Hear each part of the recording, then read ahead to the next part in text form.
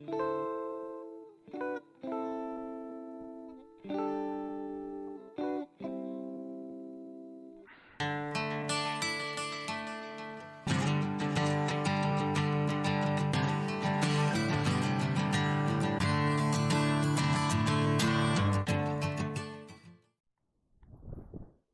back to Grump's barn, where on this wet and windy day we're going to be getting on with this bloody trike again.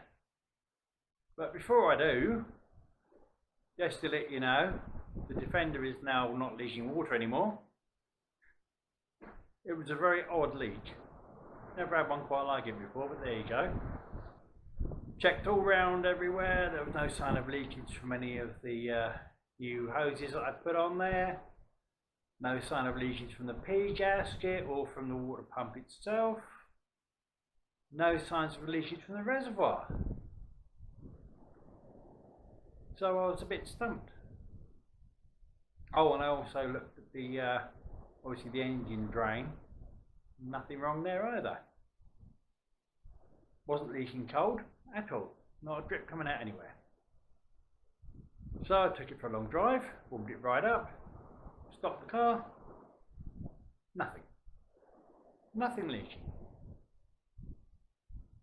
Until about 5 minutes after it had stopped, when obviously the heat within the engine builds up and builds up a bit more pressure in the water, and then it was trickling out the bottom hose. The bottom hose was just a teeny bit loose. That was allowing the water, when the pressure went up, to piddle out. Of course, after about 10-15 minutes and the water had cooled down a bit, it would stop leaking again. So there we are, it's all fixed now. Pain in the arse to get at the fucking hose anyway. I almost had to dismantle the front end to get to the fucking hose clip, but never mind. It's all done now. The freeloader, we don't talk about it. I haven't even looked at it since I've decided it's probably going to need a new sensor on there, but I'll get round to that sometime soon. Fixing that, whether I bother filming it or not, I don't know. We'll see. Anyway, back to today. There we go. We're nearly at a bare chassis, as you can see. And since I last posted anything, I've taken off the big 30mm nuts off of here. Both sides, they were complete twats. That big scaffold pole there, I needed that on my knuckle bar. I had about 7 foot leverage, and then they only just came undone. They weren't happy. Although, to be honest, this side was a real pain in the arse. It was tight all the way virtually. The other side undid quite easily at first, of course then tightened up, even though I'd got off as much rust as I could off the end of the bloody arms. It was still a pain, tightened right up on itself. That's all undone. And now today, as I've already disconnected the shock absorbers there on both sides, I am now disconnecting the A-frame, which is a bit different to the Defender. The 300 TDI Defender, you've got the same setup at the back here with your 2 through bolts down here, which I'm not worried about those for the minute. They can stay on there until I've got it apart. But it's at this end that they're different, because on the 300 TDI Defender you have a square section cross member here, excuse me, and the mountings for the A-frame bolt onto it. You've got bolts on this side and over here. This one, no, it's all welded together, and you've got to undo the through bolt on the arm, which is a complete and utter twat, because I don't have a 30mm spanner, everything but. Got bigger, I've got smaller, but I haven't got that size. And obviously these are very tight. So I've got to undo the through bolt here to release it on both sides. And if you look in here, you'll see there's not a lot of room there to get anything in. It's a complete and utter fucking nightmare.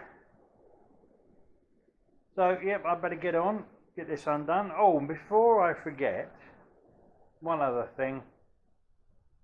I don't know if you noticed, you might have done, but Uncle Mike was asking me about the diff lock. Well, how basically I was going to drive it just on one axle with the same engine and gearbox and everything. And he pointed out that the diff lock probably wouldn't last if it was constantly driven around with that in. And he's got a good point. So I've been looking around, and you can buy a centre part that goes into the middle diff that effectively locks it one end. So you've always got, you've basically got two-wheel drive most of the time. It was designed for putting these transfer boxes and stuff into series, so you can have selectable two and four-wheel drive. I'm thinking about that option, but that is quite expensive. I looked it up and it's 250 quid for the only one I can find, which seems like rather a lot of money for something I'm trying to do on the cheap.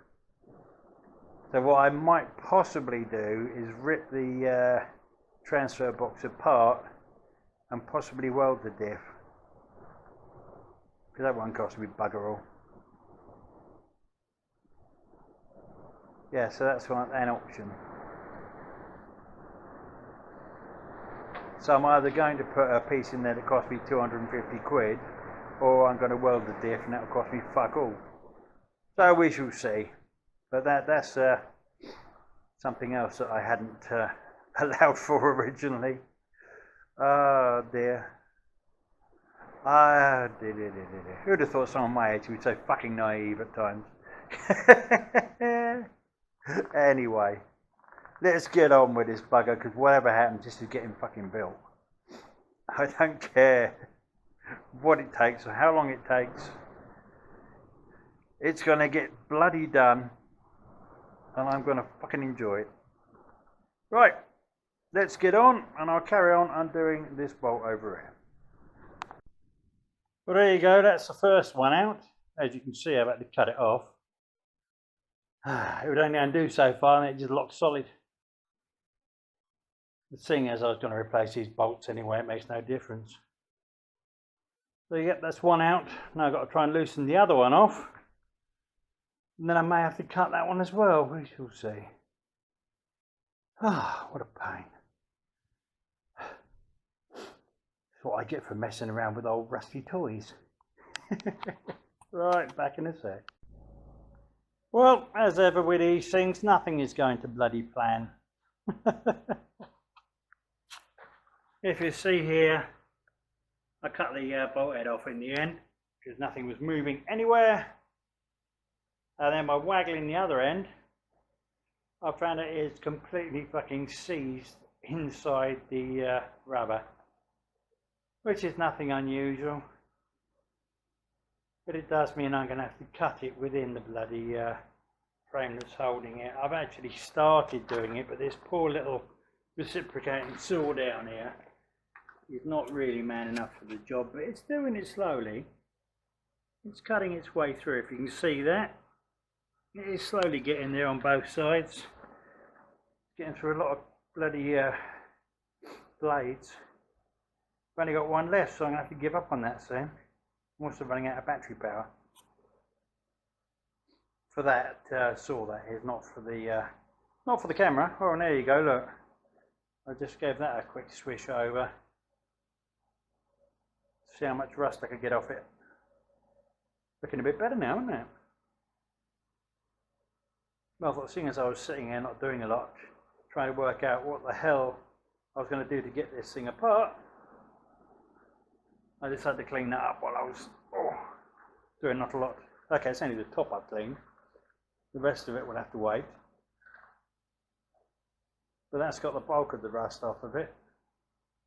It would still need a rust treatment before being painted. But yeah, thought I'd just have a look, see. Make me feel a bit more positively about it again. Fucking thing. What a palaver. I've got two choices now. I can either carry on with that as it is for the minute, or I might just unbolt the other end if that'll unbolt. In fact, I think I will give that a go. That's got to come apart anyway at some point. Again, I'll be having all new bolts when it's done. I'll be renewing everything. No sense in reusing rotted old bits. They're not that expensive to buy a new set. I think it's about a tenner or something for a complete set of the 4 bolts. Right, let's get on, see what else we can do. Well, there we go. One chassis completely bare. Thankfully, those 2 bolts at the back of the A-frame were actually in quite good nick. They came out very easily, thank goodness. So there we go. Now the really hard work begins. Cutting off all the extraneous bits on this and clean the whole damn thing up. Fixing the rust and any more rust that I might find. Then I can start working on this back axle before I put it back in again. Lovely. Progress. Right, that's me done for today. I think I've had enough. Finally got it apart and I'm just so glad to have got that done. What a pain in the arse this has been. And I've still got one of the A-frame arms attached to the chassis. Not good. But never mind, I'll get that cut out. It'll be a lot easier now. I can get it from every angle.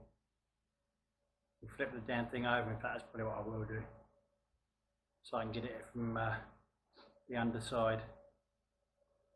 Should be able to cut it off a lot easier from that. And then push that bloody bush out. They're going to need changing anyway, so. No great shakes, just a bit annoying. But there we go. So there we are, we're getting somewhere. We're down to a bare chassis. It's uphill from here, maybe. Yeah, we shall see. Alright then, thanks for watching people, and I'll see you again very soon. Take care. Bye.